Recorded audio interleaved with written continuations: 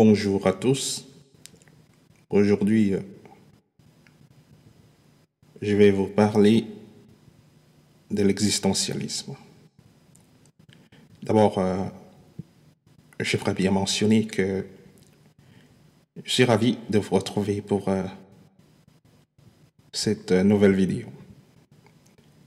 Et en plus, je suis content de parler de ce courant philosophique qui déjà me fascine et m'a toujours fasciné depuis quand j'étais élève. Alors nous allons aborder le sujet. Il s'agit de l'existentialisme et un humanisme. Cet ouvrage est de Jean-Paul Sartre. Cet ouvrage a été publié en 1946. En fait, il s'agit du compte-rendu d'une conférence effectuée à Paris l'année précédente. Ce texte facilement accessible, souvent étudié en classe de terminale, ne constitue pour Sartre qu'une simple introduction à sa pensée. Jean-Paul Sartre expose les reproches que le courant philosophique dont il a été l'un des initiateurs, c'est-à-dire l'existentialisme, ce que ce courant a suscité par opposition au quiétisme, c'est-à-dire l'inutilité de l'action, ou alors le pessimisme, l'individualisme. Pour répondre à ces objections, Sartre se propose de montrer que l'existentialisme est un humanisme. Et parlant d'existentialisme, on peut distinguer deux types. Je vais commencer par l'existentialisme chrétien. Donc, nous avons des spécialistes ou des initiateurs comme Jasperg. Nous avons aussi Gabriel Marcel. Et le deuxième type, c'est l'existentialisme athée. Donc, les grands initiateurs sont Heidegger, Martin Heidegger, voilà, ou Jean-Paul Sartre. Le point commun de ces approches diverses est leur adhésion à l'idée selon laquelle l'être humain se définit par le fait que l'existence précède l'essence. Alors, cette phrase « l'existence précède l'essence », qu'est-ce que cela signifie en réalité? D'une manière très simple, cela signifie qu'il n'y a pas de concept d'homme préétabli auquel je pourrais et devrais me conformer. Je suis libre de devenir ce que je veux. Je vais choisir tout au long de ma vie ce que je serai. Et je peux à chaque instant devenir autre chose que ce que je suis à ce moment-là.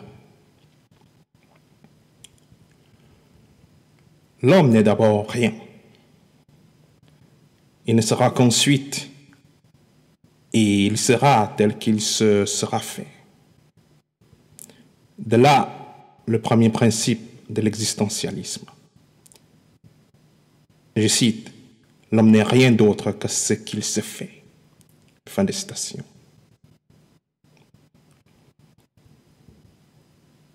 Parlons des objets, nous allons constater que c'est plutôt l'inverse. Jean-Paul Sartre prend un exemple très précis pour nous démontrer cette véracité. Il se sert du coupe-papier. Nous tous, nous savons bien ce que c'est qu'un coupe-papier. Et il dit, il existe un concept de coupe-papier qui définit une certaine utilité, une fonction précise de cet objet. C'est son essence, ce qu'il est. Cette essence précède son existence. En fait, on va construire cet objet, le faire venir à l'existence de manière à ce qu'il réponde à une fonction bien précise. C'est-à-dire, sa fonction sera de couper du papier et il ne volera pas. Alors maintenant, si l'homme n'est rien d'autre que ce qu'il se fait, premier principe de l'existentialisme, alors l'homme devient entièrement responsable de ce qu'il est. De plus, il est responsable de tous les hommes. En effet, faire un choix, c'est implicitement dire que ce qui est choisi a une valeur, et une valeur pour tous les hommes. En me choisissant, je choisis l'homme. Notre responsabilité est donc absolue. Dans l'existentialisme est un humanisme. Ceci fait que, en fait, c'est ce qui engendre l'angoisse chez l'homme. L'existentialisme satrien prend pour point de départ que Dieu n'existe pas. De ce fait, il n'y a plus de nature humaine. Il n'y a plus de normes morales, plus de bien, ni de mal a priori. En effet, il n'y a plus d'intellect suprême qui ait pu forger ces notions. C'est à l'homme de décider ce qui est bien, ce qui est mal et ce que doit être l'homme.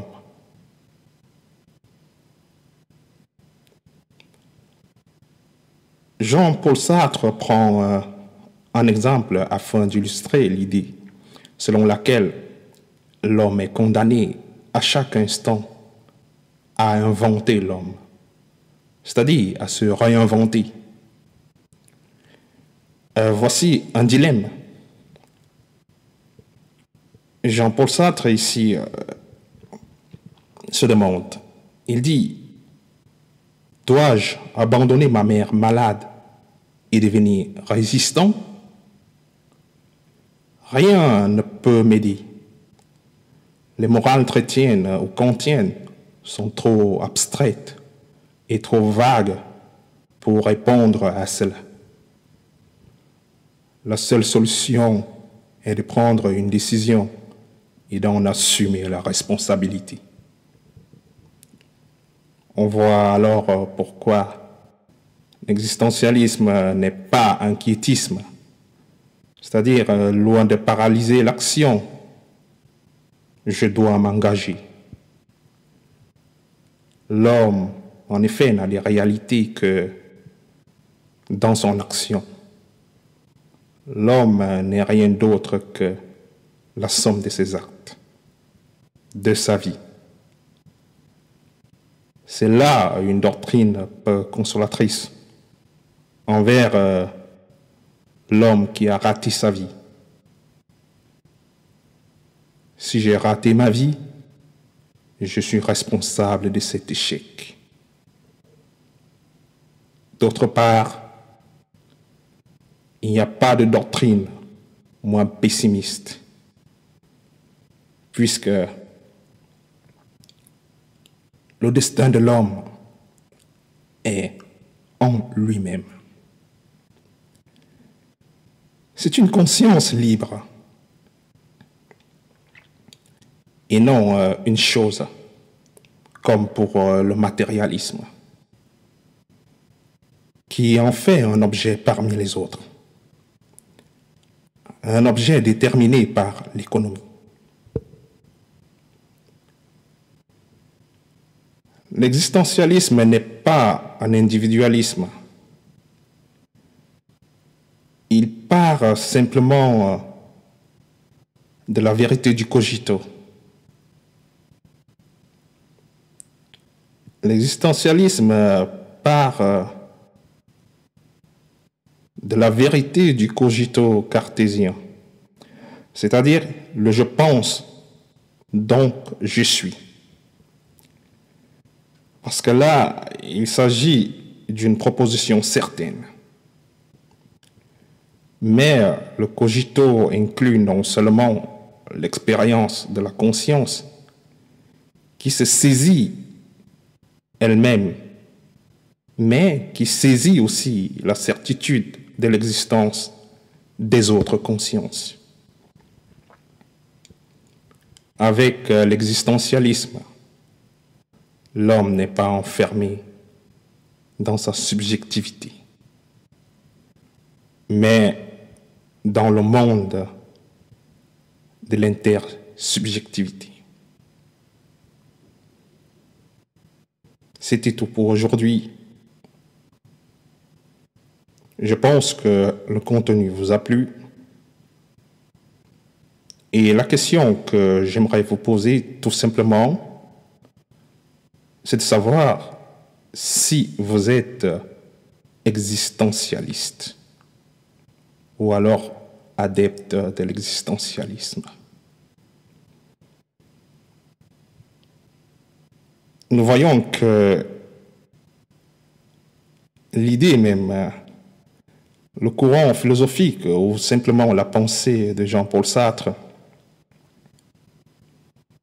n'est pas aussi très loin du nihilisme que j'aborderai dans une autre vidéo. Et nous pourrions faire une simple petite comparaison. Mais pour aujourd'hui, je pense que le contenu a été bref, plus condensé, plus explicite.